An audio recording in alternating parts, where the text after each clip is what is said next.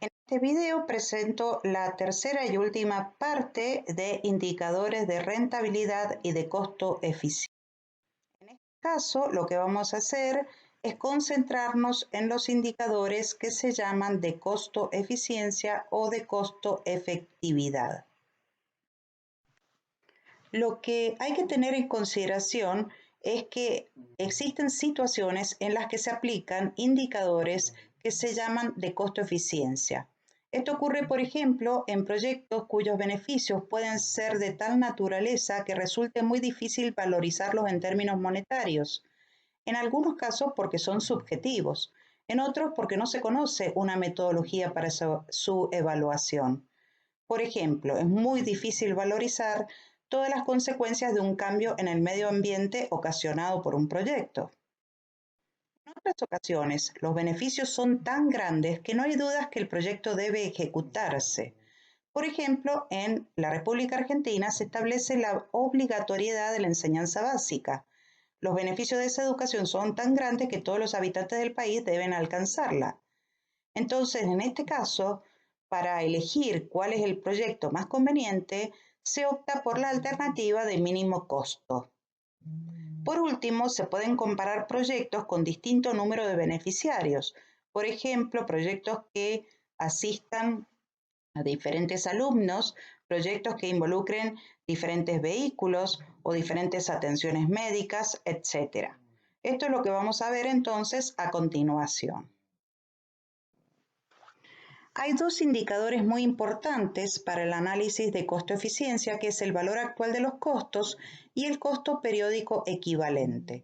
Cuando este costo periódico equivalente, por ejemplo, se calcula a partir de un flujo cuya periodicidad es anual, será el que se llama CAE, es decir, costo anual equivalente. Lo mismo que ocurría con el valor periódico equivalente. Hay que tener presente que estos indicadores sirven para la comparación de dos o más proyectos mutuamente excluyentes cuyos beneficios brutos son idénticos y muy difíciles de medir. Es decir, lo que tenemos que estar seguros para la aplicación de estos indicadores es que nos encontramos frente a la igualdad de beneficios. Entonces, ante alternativas que presentan los mismos beneficios, optamos por la que tiene menor costo. Por lo tanto, entonces, si vamos a comparar dos proyectos o más que son mutuamente excluyentes, lo primero que tenemos que garantizar es que estemos frente a beneficios brutos idénticos y que sean difíciles de medir, porque si no siempre hay que tratar de calcular los beneficios. Fíjense lo importante que vamos a presentar a continuación.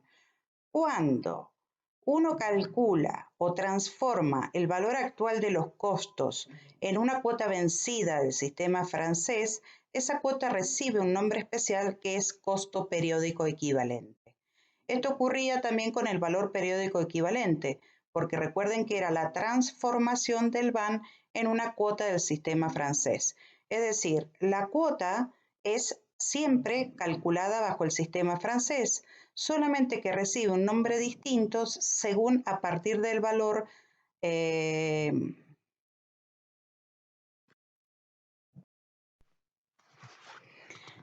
fíjense, cuando nosotros tenemos que seleccionar entre varios proyectos, ¿cuál sería la forma correcta de hacerlo? Y ahí vamos a clasificar los proyectos y vamos a tener en consideración que si son de igual duración, vamos a elegir el proyecto de menor costo según el menor valor actual de los costos. Si los proyectos tienen distinta duración, recuerden que hablábamos de alternativas que son no repetibles y en ese caso también podemos seleccionar la del menor valor actual de los costos. En cambio, cuando las alternativas son repetibles, si estas alternativas tienen costos yuxtapuestos o tienen ciclos, mejor dicho, yuxtapuestos, lo que hay que optar es por el de menor conjunto o repetido o menor costo periódico equivalente. En cambio, si los ciclos eran superpuestos o estaban alejados entre sí, no se podía ya recurrir al costo periódico equivalente, sino que había que ir por el indicador menor valor actual de los costos conjuntos o repetidos. Si ustedes miran esta diapositiva, es muy similar al uso del VAN y del valor periódico equivalente, solamente que acá nos estamos concentrando en la minimización de costos. Veamos el caso número 3, que es un caso donde vamos a analizar el cambio de equipo y la idea es determinar el tamaño óptimo del ciclo de cambio de equipos. Posibilidad de comprar una máquina A o una máquina B. Vamos a considerar que la máquina A tiene un valor de inversión de 60.000 pesos y que puede estar sujeta o no a mantenimiento. En caso de no realizarse el mantenimiento de la máquina, su vida útil llega a ser de 3 años con un valor residual al cabo de los 3 años de 9.000 pesos. Mientras que si se le hace mantenimiento, un mantenimiento de 5.000 pesos por año vencido, la vida útil de esta máquina se extiende un año, o sea, pasa de ser de 4 años y el valor residual pasa a ser de 16.000. Con el tema de la máquina B, vamos a considerar solo la opción sin mantenimiento para simplificar el análisis solo a 3 alternativas. En este caso, la inversión es de 42.000 pesos, más barata que el de la máquina A, tiene un valor residual al cabo de 2 años, que es su vida útil, de 3.000 pesos. Y para todo el análisis vamos a considerar la tasa de descuento del orden del 10%. Cuál es el tamaño óptimo del ciclo de cambio de equipos, pensando en igualar los horizontes temporales de todas las opciones, es decir, utilizando lo que se denomina la cadena de reemplazos. En este sentido, hay que elegir un horizonte temporal común. Vamos a elegir el de 12 años, porque si ustedes piensan, tenemos un proyecto A sin mantenimiento que dura 3, uno B sin mantenimiento que dura 2, y uno A con mantenimiento que dura 4 años, estamos con un horizonte común a los 12 años. Por ejemplo, veamos el flujo de la máquina A sin mantenimiento en ese lapso de 12 años. En ese lapso se pueden realizar 4 ciclos de compra de la máquina A. El primero comenzaría en 0 y terminaría en 3. Fíjense que estamos poniendo la inversión de la máquina en 0 y el valor residual de esa máquina en 3. El segundo ciclo comenzaría inmediatamente en 3 y terminaría en 6 y así sucesivamente. Como se trata, fíjese, de proyectos que tienen ciclos yuxtapuestos, luego vamos a demostrar que también se podría aplicar el costo periódico equivalente, en este caso si son años, el costo anual equivalente. Una vez que tenemos el flujo, incluida todas las repeticiones, hacemos la suma vertical de manera de lograr la línea repetida, que es la línea de costos que está figurando en azul. ¿Por qué costos si hay valores residuales que son positivos? Porque ya hemos indicado en varias oportunidades que los valores residuales forman parte de los costos. Cuando uno a este flujo azul lo transforma en un valor actual, estamos calculando en el fondo el valor actual de los costos, incluidas las repeticiones, es decir, valor actual de los costos repetidos o conjunto. De 12 años se pueden hacer 3 ciclos de la máquina A con mantenimiento. Lo que está difiriendo respecto del caso anterior es que ahora, por ejemplo, el primer ciclo comienza en 0 y termina en 4. El valor residual ya no es 9.000, sino 16.000. Pero para poder lograr la extensión de un año y lograr el aumento del valor residual, hay que incurrir en costos de mantenimiento de la máquina de 5.000 pesos por año, y eso es lo que estaría figurando de 1 a 4. Así se armaría también el segundo ciclo y el tercer ciclo, y cuando uno tiene los 3 ciclos armados, hace la suma vertical, obtiene el conjunto que está en azul, fila de abajo de la tabla, y ese conjunto se puede resumir nuevamente en un valor actual de los costos incluidas las repeticiones, y en este caso este resulta igual a 139.549,28.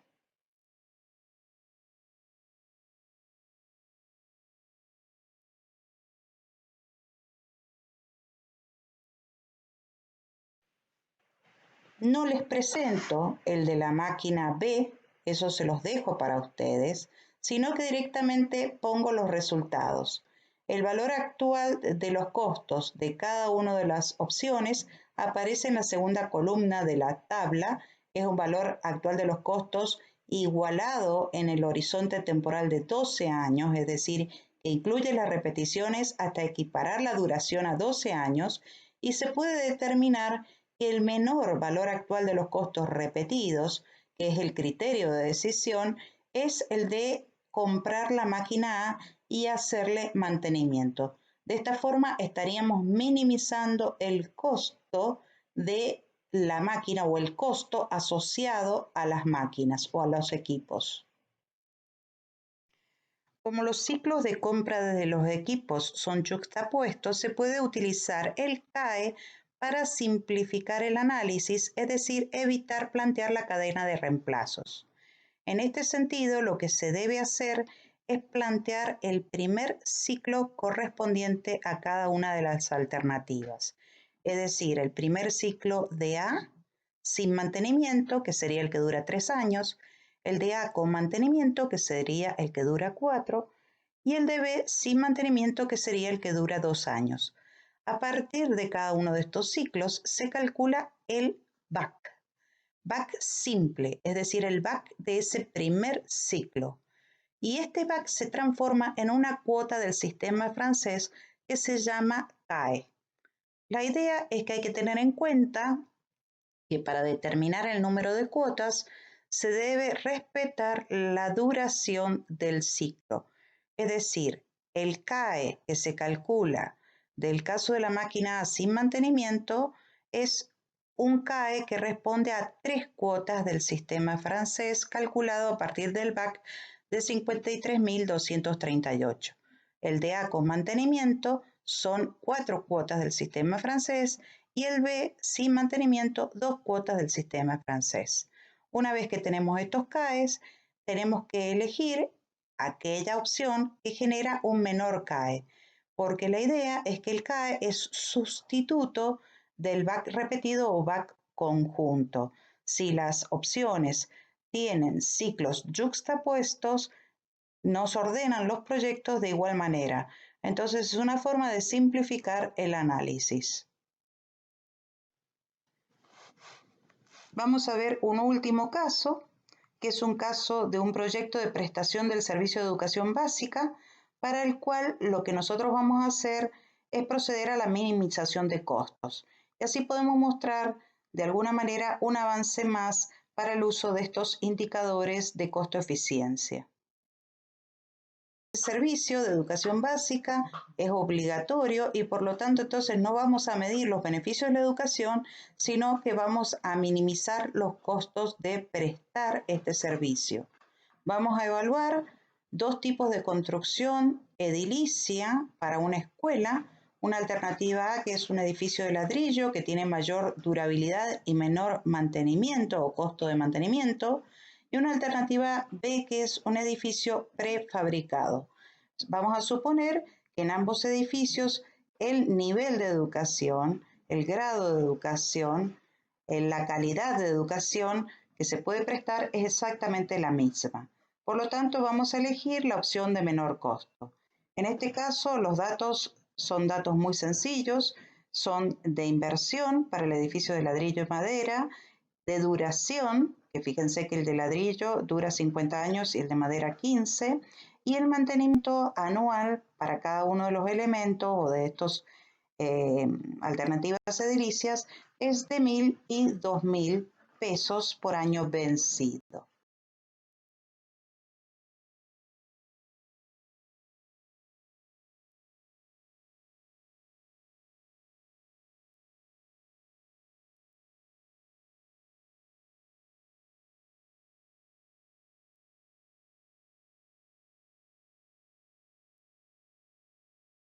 Si uno planteó los flujos de costos de cada alternativa, puede transformarlos en un BAC o en un costo anual equivalente. En este caso, se presenta una tabla en la que se exponen estos valores para 3 tasas de descuento anuales alternativas del orden del 10, 15 y 20%. Lo que puede visualizarse es que si la tasa es del orden del 10% anual, la mejor alternativa es la A, es decir, escoger la escuela de ladrillos. Y para las tasas del 15-20% anual, la mejor opción es la B, es decir, elegir la escuela prefabricada y cada 15 años reconstruirla. Las tasas para las cuales las alternativas son indiferentes, te lo dejo que calculen con la función buscar objetivo, es del orden del 10,265%. Ahí es donde se revierte la situación. Esta comparación es válida si ambas alternativas permiten atender la misma cantidad de alumnos.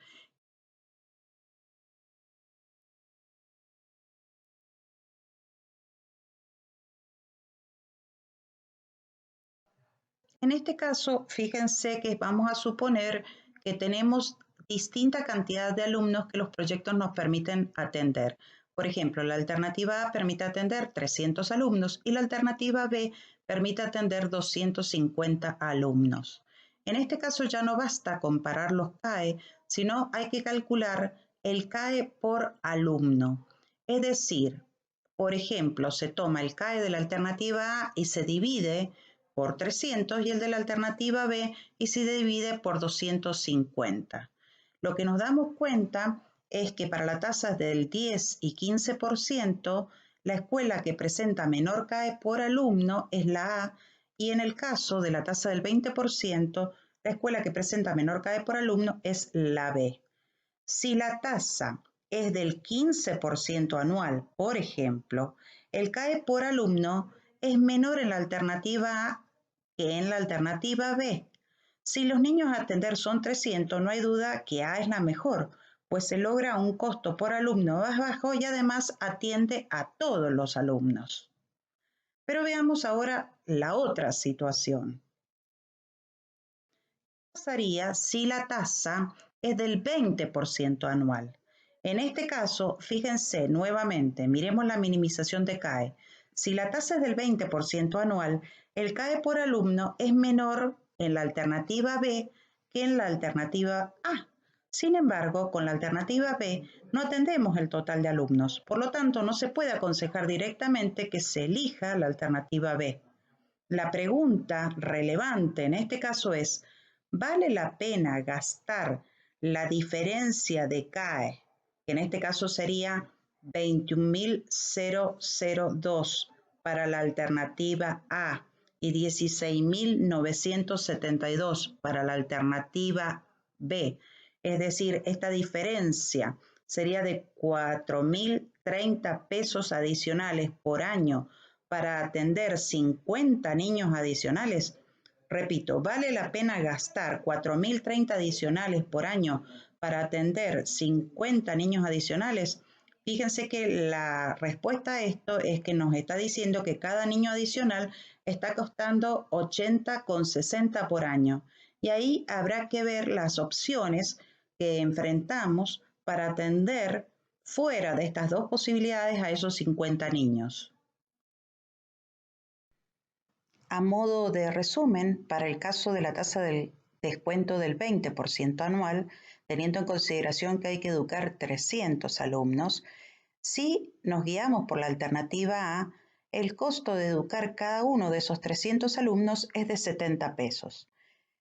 La alternativa B aparentemente tiene un costo por alumno más barato, pero solamente nos permite educar 250 alumnos. Por lo tanto, hay que recurrir a una alternativa complementaria de la alternativa B que nos permita educar los 50 alumnos restantes. Por ejemplo, podría ser trasladar los alumnos a un edificio escolar cercano. Y en este caso hay que tener en cuenta cuál es el costo unitario de cada uno de esos 50 alumnos. Y vamos a ver que hay un costo límite, que es el de 80 pesos. Porque si el costo unitario por alumno es mayor que 80 pesos, en realidad el promedio de los 300 alumnos, 250 a 68, más 50 alumnos a un costo mayor que 80 pesos, da mayor que 70. Y en este caso correspondería elegir la alternativa A porque sale más barato por alumno educar a través del edificio escolar de ladrillos. Mientras que en el caso de que la alternativa, trasladar a los alumnos, sea de un costo menor que 80 pesos por alumno, el promedio arrojará un valor resultante menor a los 70 pesos. La opción adecuada sería construir el edificio prefabricado, ahí educar los 250 alumnos y los 50 restantes trasladarlos al edificio más cercano para que puedan ser educados.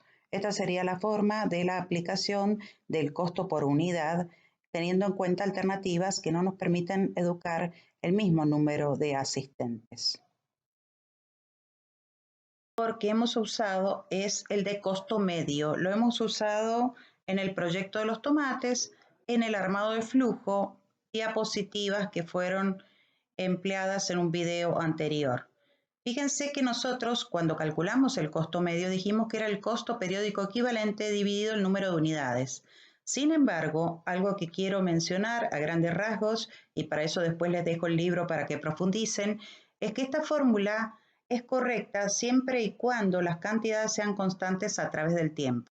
Pero la fórmula no lo va a hacer en algunas situaciones que pueden presentarse y son muy comunes en la práctica, que es cuando las cantidades no son constantes o cuando algunos costos dependen del precio de venta por unidad, como ocurre con el impuesto sobre los ingresos brutos, o cuando algunos costos dependen de los ingresos y del resto de los costos del proyecto, como es el caso del impuesto a la renta. Para el caso del costo medio, recuerden que nosotros hemos dicho que se puede buscar el precio de nivelación y la fórmula correcta de hacerlo es buscar ese precio de venta, en este caso del bien que nosotros vamos a vender, que haga el van del proyecto igual a 0. Podría seguirse el procedimiento de calcular los costos y luego a partir de estos costos llegar al costo medio, pero es un procedimiento muy complicado en los casos, por ejemplo, cuando las cantidades no son constantes o cuando hay costos que dependen de los ingresos de venta y del resto de los costos. En este caso se hace muy dificultoso. Les aconsejo mirar la bibliografía existente, hay muy poco al respecto, pero en el libro de evaluación de proyectos van a poder encontrar un avance respecto de este caso. Yo en el video por el momento lo dejo de lado. Como es mi costumbre, le dejo bibliografía para que puedan profundizar. Hay muchos temas sobre los cuales se pueden profundizar. Les recomiendo que miren en el libro de evaluación privada de proyectos el uso de costo medio para distintas situaciones, porque ahí van a encontrar distintos casos en los que podrían llegar a aplicar este indicador y cómo simplificar el análisis a través de su uso.